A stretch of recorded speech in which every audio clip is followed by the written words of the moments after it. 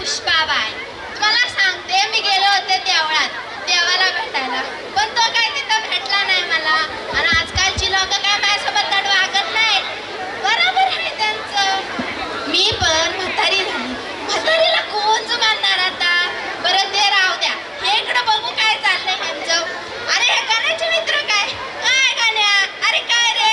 अहो तुम्हाला सांगते, हा ना काय बी काम करत नाही, नुसता उठसूट कट्ट्यावर बसतोय. तुला पण मीच दिसतो का बोलायला?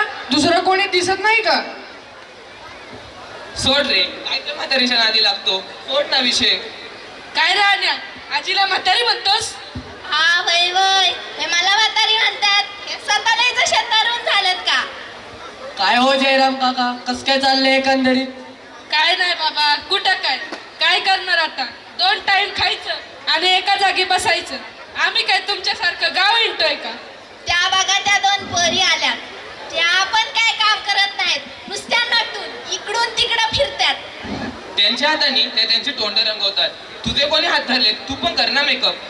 अरे नको बाबा, मला कुठं जाऊन ते लिपस्टिक लावता, मी नाही करत मेकअप. काय हो आजी, तुमचा मेकअप करून देऊ का आम्ही दोघी? तुम्ही फक्त बोला, तुम्हाला काय बनवू? मधुबाला, हेमा मालिनी का श्रीदेवी? नको बाया, मला तसलं काय बी नको. आमच्या काळी ना असलं काय नव्हतंच. नथ घालायची आणि आंबाड्याला गजरा लावायचा, होत होता आमचा मेकअप. आणि टिकलीची फॅशन पण ना आत्ताच आली. आमच्या काळी आम्ही भलं मोठं कुकू लावायचो कपाळाला. नको नको आहो, आहो जर यांना श्रीदेवी बनवलं तर दिवसा भूत फिरतंय असं वाटेल लोकांना. हवंय तर तो मला भूत म्हणतोय, स्वतःनी कधी बघितलंय का आरशात?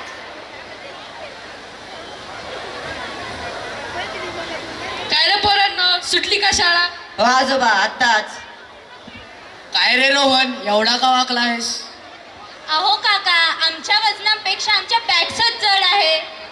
असं वाटतं की शाळेत नाही तर जिमला चाललोय. काय ती दररोजची डेड लिफ्टिंग?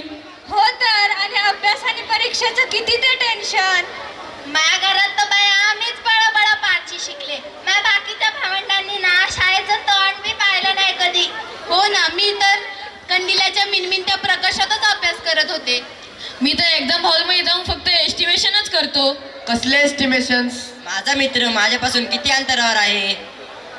मला बाजू त्याचा चेहरा दिसत आहे, एवढं समजले की समजायचं पेपर फर्स्ट क्लास गेला. 1 मिनिट हा, मला फोन येतो. काय हा मोबाईल? काय आजच्या पोरांना ते मोबाईलचे ऍड. आमच्या काळी तर पत्र लिहिली जायची. कोणी वारलं का कोणाचं लगीन झालं हे महिन्याभरानच कळायचं. आमच्या काळी तर टेलिफोन्स होते. 2 मिनिटं बोलण्यासाठी 3 रुपये द्यावे लागायचे. आमचं काही नाही, आमच्याकडे इंटरनेट 3G 4G 5G आहे. तुमच्याकडे काय होतं काका? आमच्या काळी 3G 4G 5G काही नव्हतं, फक्त होते गुरुजी. एक दिली की पोरं ऑटोमॅटिक रेंज मध्येच यायचे. आपल्या काळी तर आपण नदी पार करून जायचो ना शाळेत, नाही का रे? वय ना.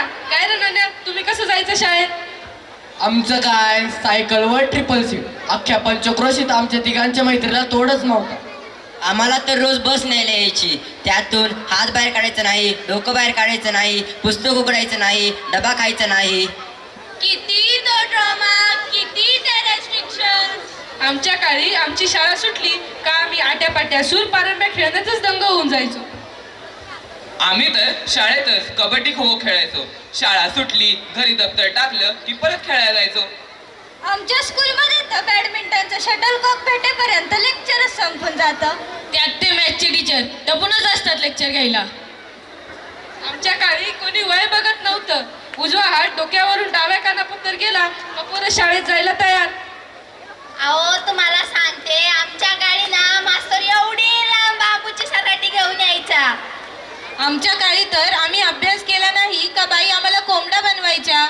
आमचं तर एकच उत्तर, मॅडम मी होमवर्क केला पण पुस्तक घरी राहिलं. क्लासिकल बहाणा. अरे गाण्या, तू का रे लय गप झालास? तू आलीस का परत माझ्यावर?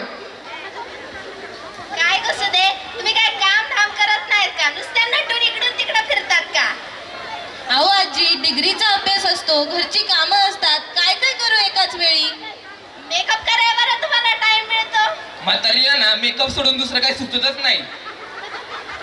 बरं बरं गप्प बसा आता. मला सांगा, निवडणूक येत आहे, कोण उभं राहणार आहे यंदा?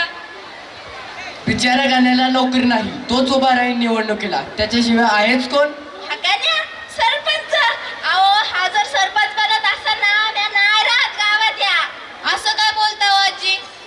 अगं राधे, हा सरपंच बनला ना तर गावात पळपळ आलेली लाईट पण निघून जाईल. काय बी नाही राहायचं गावात.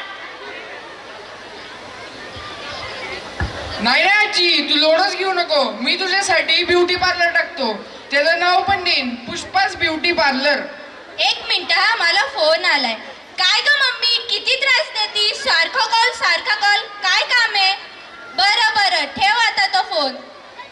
काय ग क्रिशा, काय झालं?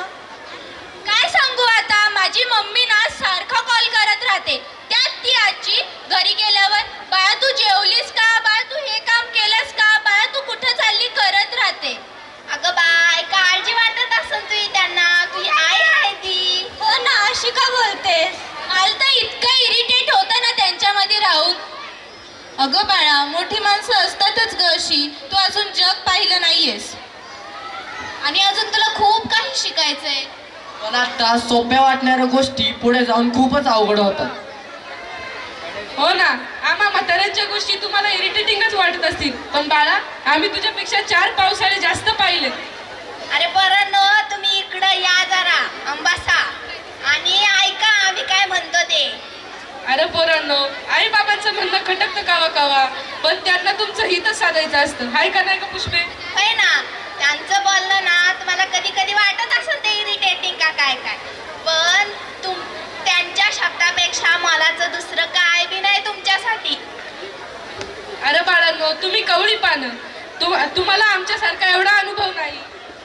होय, तुम्हाला चालाया बोलाया त्यांनीच शिकवलं आहे ना. मग मलाच सांगा, तुम्हाला त्यांना तुमचं चांगलं करायचं असन का वाईट? आता तुम्हीच विचार करा. त्यांना तुमचं हितच साधायचं असतं आणि ते तुमचं भलं होण्यासाठीच तुमच्याशी असं वागतं. कळलं का तुम्हाला? हो आजी. सॉरी आजी, परत मी असं नाही करणार.